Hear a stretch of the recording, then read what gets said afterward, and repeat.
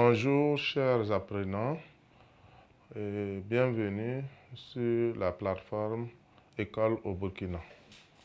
Donc nous allons aborder le deuxième chapitre de cette partie, le deuxième et dernier chapitre d'ailleurs de cette partie qui porte sur le système nerveux et le comportement moteur. Donc chapitre 2.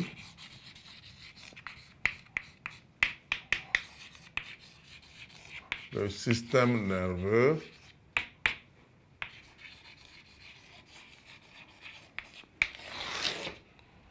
et le comportement moteur.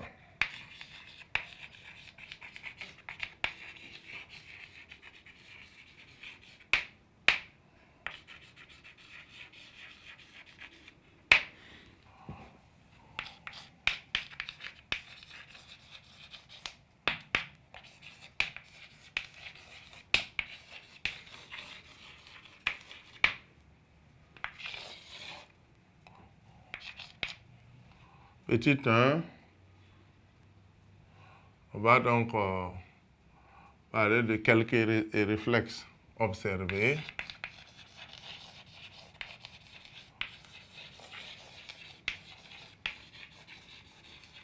Observés chez l'homme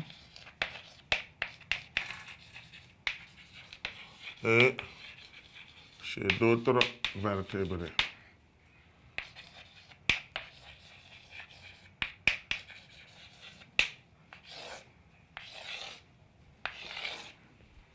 Bon, on peut dire que les réflexes, tous les jours, on a les réflexes, même en pleine circulation de Ouagadougou, on voit souvent des gens qui s'évitent de justesse. Donc, c'est des réflexes. Voilà, il y a aussi avoir des réflexes de respecter le feu. C'est des comportements qu'on adopte avec le temps. Voilà, on a le réflexe, bien sûr, de manger le matin, je sais pas. Le réflexe, donc, les plus connus, il y a le réflexe rotulien chez l'homme.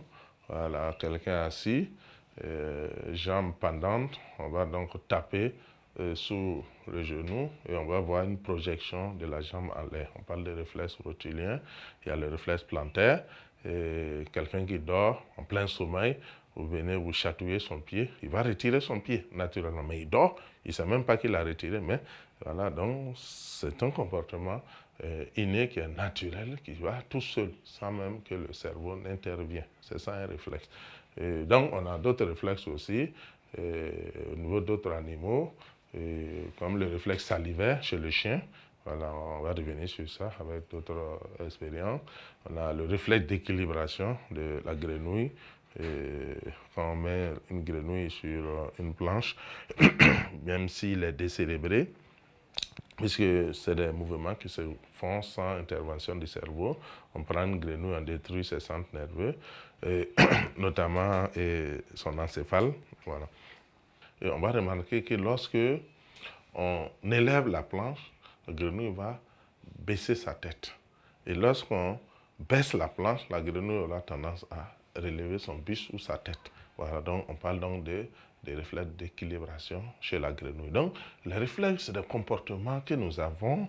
Il y a des comportements avec lesquels on vit tous les jours. Et on a donc des comportements qui passent inaperçus tellement on est habitué, qui perdent des réflexes qui sont soit naturels, qui sont soit acquis suite à un certain comportement. Alors, on se rappelle tous, peut-être quand on apprenait à conduire les véhicules, souvent c'est pas simple. Voilà, c'est pas simple.